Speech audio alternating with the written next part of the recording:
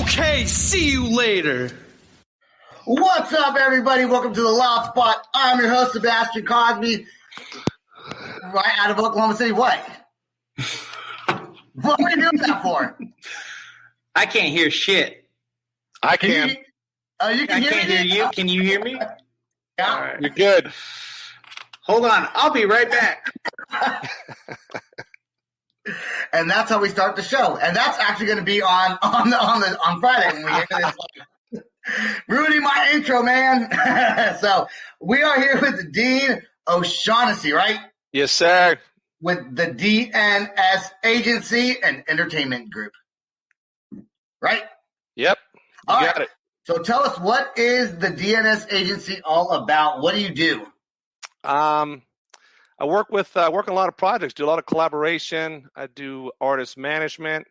I manage 5 different artists. I work and collab with several artists on different projects.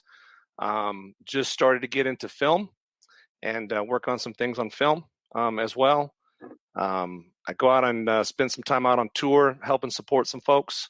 It's been out on the road for months on end at a time sometimes. So you name it, everything, all in entertainment. So it's all kind of conducive to the DNS agency. That's cool, man. How in the heck do you even get into that? Like, let's say somebody's like, that sounds like a really cool job. I want to do that, because essentially you're a band manager. Is that correct? Yeah, I manage 5 artists. Okay. So how do you even get into something like that? Were you just going to concerts and then you became friends with bands and said, I'm going to start a company? Or did you get hired on with someone? Give us the lowdown, man. You know, matter of fact, I was working in retail in leadership capacities, running stores. And at the time, I was back in 2005, I was working with Best Buy. And at that time, 80% of the floor space was designated to, media. So DVDs, CDs, music. So I started getting acclimated to, in-store appearances and the entertainment folks who were running the entertainment division. Gary Arnold, who's bless his heart, has since passed, but he was a big influence, and he was the director of entertainment for Best Buy. Used to be the COO at Hollywood Records. And really, I think at the time, like Chickenfoot was breaking. There was just a lot of folks that were coming inside stores. We were doing a lot of different type of events. And so I really looked at, how do you apply, how do you work with, I was already working and managing retail, working in corporate America, running operations, developing the brand, building the financials out. And then and I was like, it kind of applies to music too. It's just a different customer base, right? So instead of having customers come to your store, you got fans. And and so I started getting hooked up. I started managing a local band in my spare time, and did that. And I started going out to see shows and getting, just knee deep into the local scene in Sacramento, California. So I started working with artists, and there was ways for artists to get into distribution without being signed to a major label. And so nobody knew that. Like, they thought you had to be a major label to get distribution, but there was a way. It was actually within the company, but you kind of had to know somebody on the inside that could kind of share that with you, right? And so I kind of became that guy as a resource for people to connect with. Okay, and so that's kind of where it started back in 2005. Would you say you kind of naturally fell into your position? Like, you just kind of got lucky and you were working it, but it just kind of worked out for you to get to where you're at today without having to try as hard as maybe some other people would? Well, yeah, would. I found that artists needed representation just like organizations needed leadership, right? And so the same rules applied, right? With having strong values, work ethic, a tenacity for results. And so I looked at that, and when it came to managing groups or manage my first group, I was a corporate buyer at one time for the largest retailer in the world. Had a budget of $550 million of my responsibility. So I just I was like, it was kind of similar, and bands needed to have somebody that could represent them. That could speak on their behalf, could could contact the label and could have that conversation with the CEO, could have that conversation or have that meeting and facilitate that deal or that structure. And it was something that was in my wheelhouse because of my background in business. So that's where it started. I was working with Best Buy at the time. So when you first started going on tours, right, you started touring with some of these bands, and you've been on some pretty big tours, I would assume, right? I didn't start doing it like 100% all in until a couple of years ago. But okay. I had an opportunity to I met Scott and Jacqueline Stapp about 5 years ago, and had an opportunity, became friends with those folks and their family, just the greatest people in the world. And I was asked if I would consider the opportunity to go out and work with Scott and handle like VIP meet and greets and security and take care of the hospitality and just kind of do all things on tour. And I thought, it was something that running Black Fridays and stuff in retail and 10,000 people and orchestrating the chaos. I'm like, I could do the concert, right? I got that. I can do the meet and greet. I could do the security. I could do so I really couldn't come up with a reason why not. Right. Yeah. Dude, I got an interesting question. So when one of your bands, right, one of your 5 bands is going on to a podcast, do you say, hey, make sure you don't announce this, make sure you don't announce that? Would that be you? No, that would have probably been before, I think that, one of the things talking to Julian and Maddie of Rev Theory, because they're one of the artists I manage. Okay. And, we always talking about being authentic, right? And being real. Yeah. And I think that there's obviously, if you're going to go on Good Morning America, you're going to want a little bit structure. You're going to want one of our PR team. You're going to want somebody to talk with you and just say, hey, maybe some do's and don'ts if it's your first time out.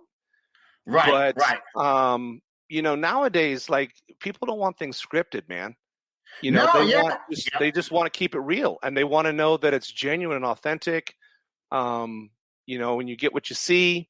So no, I don't. Maybe after the call, I'm always the type of person that says, hey, maybe next time we look at it this way. Right. They feel comfortable with whatever's been said. But no, I want it to be organic. I want it to be real with folks. I've had a couple of people, other podcasters tell me, you should really script, get your questions. And honestly, dude, I have like 2 questions to ask you on this piece of paper. Everything else I just kind of make up off of whatever you tell me. Yeah, and I think, there's, when working with certain people, I can tell you the questions are always the same, right? So if you're working with an artist that maybe was part of a prior project, it's always the question about the prior project. If the band has changed a singer, the question always about the singer, right? It's, and the artists, I can tell you, really want to talk about other stuff, right? They want to have a conversation, shoot the shit. And if there's things like upcoming releases or they're going to go on tour and those type of things, they'll plug that, Absolutely, yeah. And I try to not say the same old boring shit, dude, on every single episode. So when you were coming on, I was like, man, what am I going to ask him? I don't know what I'm going to ask him. But lies. Who's he talking to, you or me? I probably both. Mostly you, Sebastian. Mostly you. Okay. Just to let you know real quick, we got 2 songs keyed up, one from Rev Theory, one from Eve Adam, so we can share those later on. So Okay. Right, what songs did we queue up? I have no idea. Probably the ones that aren't released yet. Sam, we somehow got a hold of them. No, I would never do that. As an artist manager myself, I would never do that to Dean. Just kidding. Yeah, they are. They're all non-released songs. He sent them to me. I got them now. Yeah, the first one, I did forget the name, is from Rev Theory. It was about 7 months ago. The second one is Eve to Adam and is Day Drinking. So. Oh, okay. That's a great song. Yep. Okay. Probably Remember Me is the one from Rev Theory. Yeah, here we go. All right, let's play it.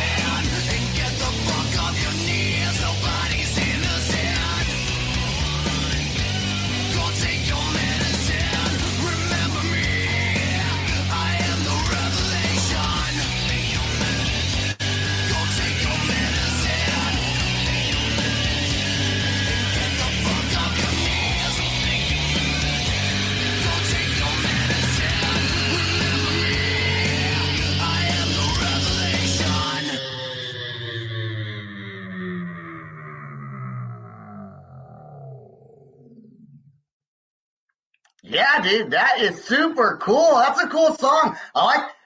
How long have you been managing Rev Theory for? You know what's interesting? I've been officially managing them almost 2 years. Okay. And what's interesting is I met those guys. I had them in an in-store appearance when they released their Light It Up album in 08. Oh, And yeah, I remember so that one. I had met them and their TM at the time, and the opening band for them was was the group I was managing. And so Julian Jorgensen, founding guitarist and songwriter, you know, we've stayed in touch since 08. And then, you know, there was a period of time for about 5 or 6 years that they were inactive and not working on things. And, you know, Julian and I've always kind of kept in touch, and we just started talking about where things were at, where I was at with music, right? You know, devoting 100% and where I had come from. So, you know, it's just one of those things. Like, matter of fact, I was talking to him today for an hour, and just talking about where we're at, what things we got coming up, and just, you know, I find that good people in life want to be around